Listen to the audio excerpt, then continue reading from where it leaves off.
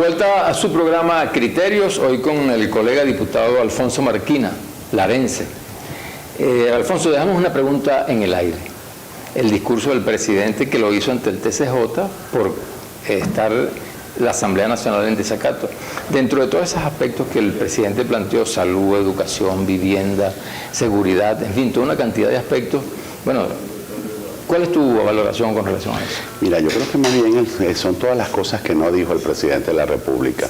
El presidente de la República durante más de 5 horas en un informe que debía ser político-administrativo, que ilegalmente, inconstitucionalmente lo hizo ante el Tribunal Supremo de Justicia, no habló, por ejemplo, de los grandes problemas de los venezolanos, qué hizo y cuáles fueron los resultados. Por ejemplo, ¿qué dijo de la inflación? Ni siquiera la mencionó.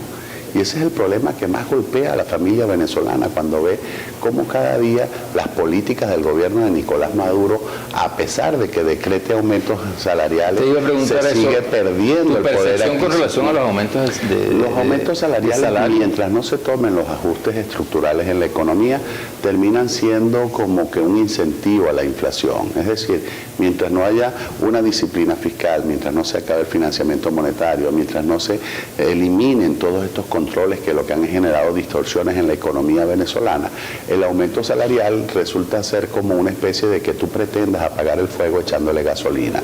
Entonces tienen un efecto más bien más inflacionario y terminan perjudicando a quien tú quieres beneficiar. ¿Cuál sería la propuesta concreta con relación a eso, de parte de ustedes? Que el gobierno, ya te dije las 10 propuestas, te mencioné casi todas antes de ir al corte anterior, pero en todo caso sigamos hablando del informe.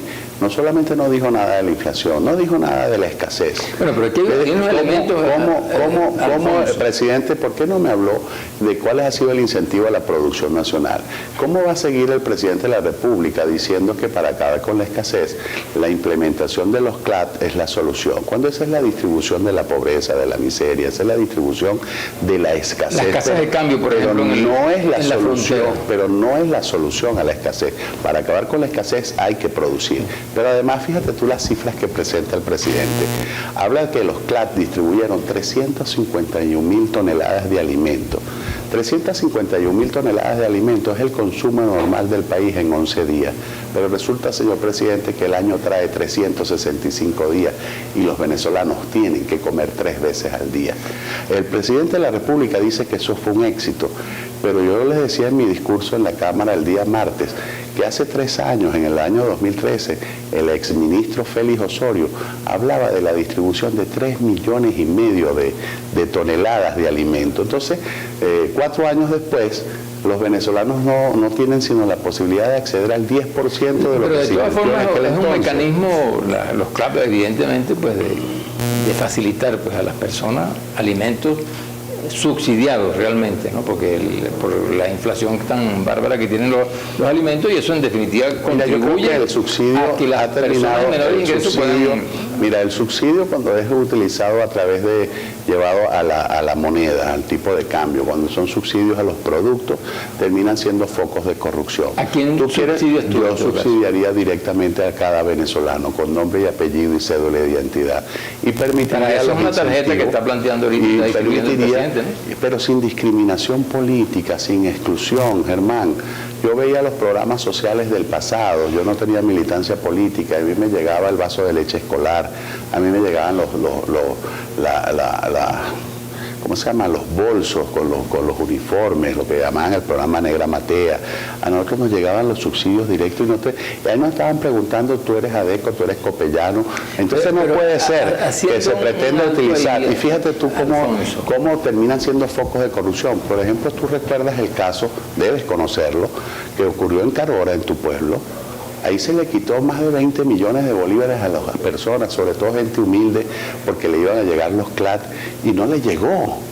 Bueno, pero son casos puntuales. Y entonces, bueno, pero es un caso puntual que se repite, pero precisamente por esas distorsiones y esos controles absurdos, es lo que te digo, terminan siendo unas especies de alcabala para la corrupción administrativa. Alfonso, entonces, ese subsidio indirecto no le llega a quien tú quieres de verdad ayudar, sino que se le sigue sirviendo para unos ricos, a unos enchufados que se han hecho ricos. Por ejemplo, mira, aquí tú estás subsidiando el tipo de cambio a 10 bolívares. bolívares. Todo ese tipo de cambio de 10 bolívares le llega al gobierno. Hoy día más del 70% de las importaciones de alimentos las hace el gobierno con ese tipo de cambio. ¿Por qué escasean los productos? Y además el daño que le haces a la economía. Yo te voy a poner un ejemplo con el café. Más de 150 años de tradición exportadora de café. Hoy importamos el 56% del café que comemos los venezolanos. Y lo que es peor, lo importamos pagando a $270 el quintal del café en Nicaragua. Entonces el gobierno dice, no, baratísimo, $270 a 10 es 2.700. Y el venezolano lo quiere cobrar a 110 a 120 bolívares, 1.000 bolívares. Que hay algunas distorsiones. No, son distorsiones deliberadas para enriquecer a unos cuantos vivos, lamentablemente, Germán. Porque ya tenemos años repitiendo y reeditando los mismos errores y no ha habido una voluntad de cambio, de rectificación por parte de este gobierno. Y por eso es que nosotros insistimos, si no hay voluntad de cambio en el gobierno, el pueblo de Venezuela tiene que permitirse el derecho de cambiar al gobierno. No puede ser que la respuesta del gobierno sea acabar con los procesos electorales, que es una garantía constitucional y además un derecho humano elemental. Para allá vamos entonces, fíjate, dos cosas, ¿no? Quería decirle que la etiqueta es diálogo en criterio para que nos escriban a esa etiqueta. Pero te quería decir... diálogo con criterio hoy.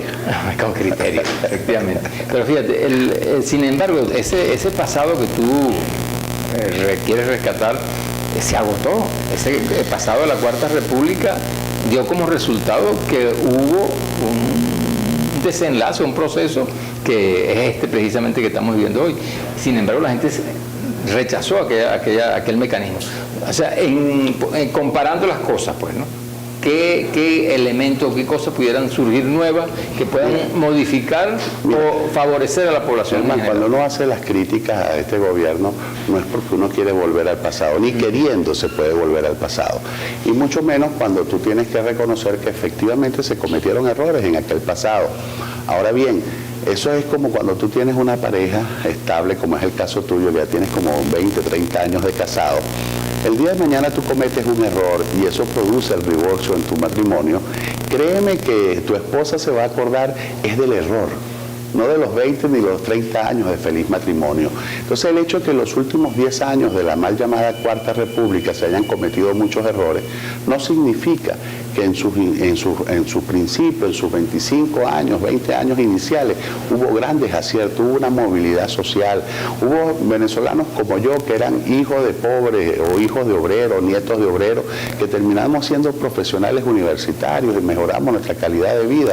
Esas oportunidades tenemos que rescatarlas y ver aquellos errores del pasado para no volverlos a cometer, pero también aprender de esta terrible tragedia que hoy estamos viviendo para saber qué es lo que nunca más se debe hacer en Venezuela. Nos queda poco tiempo para terminar el programa, pero quisiera antes preguntarte cómo se preparan ustedes para las elecciones regionales, que no las tomaron en cuenta el año pasado, pero que en este momento pues las tienen presentes. O sea que la rectora planteó que esto iba en el primer semestre del año.